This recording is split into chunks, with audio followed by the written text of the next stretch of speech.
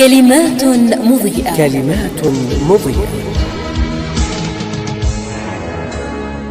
ما معنى البلاغة؟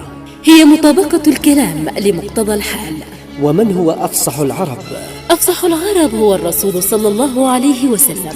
كم عدد بحور الشعر العربي ومن وضعها؟ عدد البحور 16 ووضعها الخليل بن أحمد الفراهيدي.